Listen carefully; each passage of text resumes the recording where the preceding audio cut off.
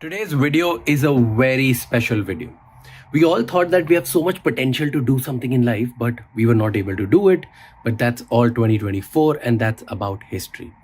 Next year is about becoming the best version of ourselves, challenging everybody, and utilizing and living to the maximum potential that we have. These are the lessons that I've learned from my mentors, from my teachers, from the books, from my experiences, and the guests who have been on my podcast. So जितना भी mediocrity, average life, जो सब हमने जिया है, that's all past. This year is about instant clarity, focus, and living to the maximum potential that we have. Write down the things that I talk about because I made my team do the same thing and I actually do it myself, which has really helped me in my life. कुछ ऐसा मुझे बताओ कि जिससे mind sharp हो या control आए mind पे, माइंडसेट अपना एकदम विल पावर बढ़ जाए कि यार जो मैं करना चाहता हूँ ना मैं वही करूँगा. पता है ये दिमाग की ना बहुत ही डीप साइंस है. मतलब ये दिमाग when I used to study it, जब मैं इसको थोड़ा पढ़ने लगा डीपली, कंटेंट, सारी चीज़ों को समझने लगा ना कि ये दिमाग कैसे काम करता है, मैं सच बता रहा हूँ ये इतना शॉकिंग था ना मेरे लिए. मतलब ऐसी चीज़ें हैं कि ये दिमाग आपके डिसीजन को मात्र 5 से 10 सेकंड के अंदर बदल देगा अगर आपने वो 10 सेकंड के अंदर वो डिसीजन नहीं लिया तो. बिगेस्ट एग्जांपल, सुबह उठना है, अलार्म क्लॉक बजेगा, फ़ोन आपने उठाया कि ठीक है 6 बज गए हैं, उठ जाना चाहिए. सिर्फ 5 सेकंड सोचो, सिर्फ 5 सेकंड, उठना चाहिए नहीं उठना चाहिए, उठना चाहिए नहीं उठना चाहिए. 5 सेकंड बाद आप नहीं उठ पाओगे. उठ गए तो उसी टाइम उठ जाओगे, उसी टाइम उठ गए, वरना नहीं उठ सकते. ये ब्रेन चाहता है कि आप हमेशा उस स्टेट में रहो जिसमें कि आप रिलैक्स्ड हो. अगर वो रिलैक्सेशन से आपको उठना है ना तो आपको डिसीजन उसी ही समय पर लेना है, एट दैट टाइम. आप वो वेट नहीं कर सकते, वरना तो हो गया. ट्रू, वरना तो हो गया. तो मेन अगर आपको कंट्रोल रखना है ना खुद पे, तो मेन चीज़ यही है कि take steps at that time. अगर आपको कुछ भी अचीव करना है, आपका एक गोल है, आपको पता है कि यार इस समय पर आपको ये काम करना चाहिए था, बट आप आराम से बैठ के रील स्क्रॉल कर रहे हो. द मोमेंट यू रियलाइज कि नहीं मुझे अब तो करना चाहिए, उस समय पर ये नहीं सोचना कि मैंने अपना दिन खराब कर दिया, कितना दिन मेरा निकल गया, अभी क्या है. क्योंकि पूरे टाइम फिर हमें रिग्रेट होता है ना कि कितना दिन निकाल दिया. उससे बढ़िया है फ़ोन को अगर आप बंद उसी टाइम पे स्टार्ट. एक टर्म है सोशल मीडिया पे, this is term of the year in Oxford dictionary, brain rot. Brain rot मतलब कि जो आपको मेंटल फटीग हो जाता है ना, आपका दिमाग थक जाता है दिन भर माइंडलेसली बस सोशल मीडिया स्क्रॉल कर करके. Yes, कि आप कुछ काम नहीं करते हो, दिन भर वो करते रहते हो, थक जाते हो, और उसको बोलते हैं ब्रेन रॉट. और ये वर्ड ऑफ द ईयर है ऑक्सफोर्ड डिक्शनरी का. Oh goodness.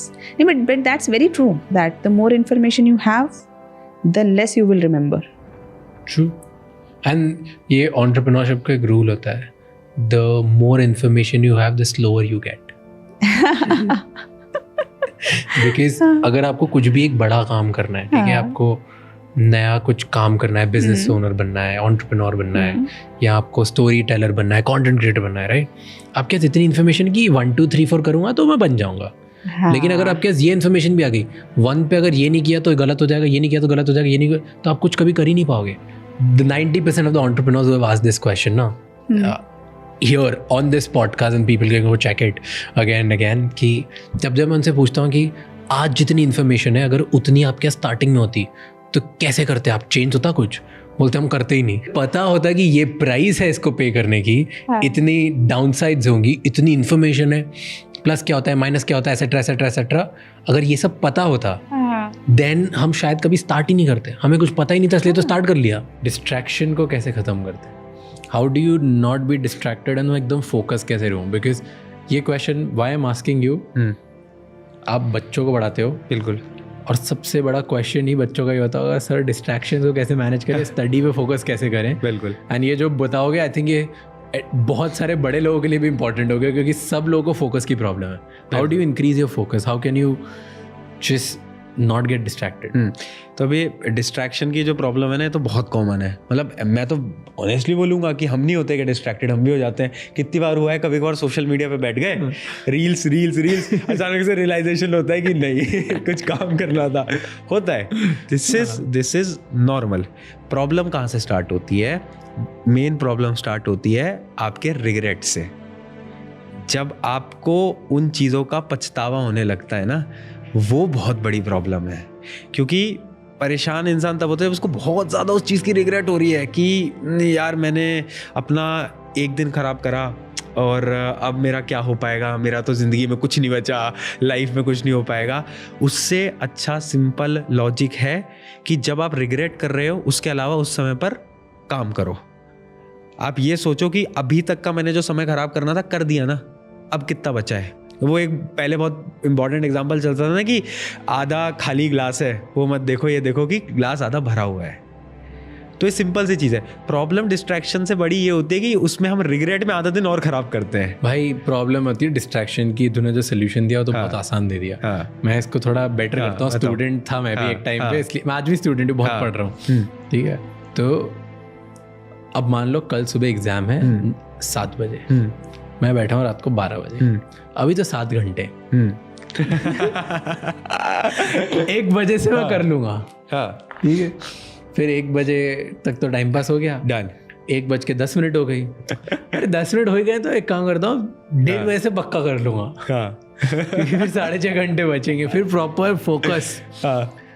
फिर नहीं होता, फिर 2 बज जाती है, यार अब तो मेरे पास ना 5 घंटे बचे। शिट यार, मैं 2 घंटे मिस कर दिए, मैंने ये कर दिया, थोड़ा रिग्रेट चालू हो गया। और ये रिग्रेट करते करते 15-20 मिनट और गए। तो अब मेरे दिमाग में कि 4 घंटे में बिना ब्रेक के पढ़ लूँगा। 3 बजे से तो मैं जो स्टार्ट करूँगा, अब एक काम करता हूँ, ढंग से रिफ्रेश हो जाता हूँ, थोड़ा घूम भी लेता हूँ, थोड़ा ये स्ट्रेस से बाहर निकल जाऊंगा, और 3 बजे स्टार्ट करूँगा पढ़ना, 7 बजे तक पढ़ के 4 घंटा पक्का पढ़ लूँगा। और ऐसे में हो गया सब खत्म, ना बचा मेरा रिग्रेट, ना बचा मेरा टाइम। अब तो मेरा जय भगवान बचा ले।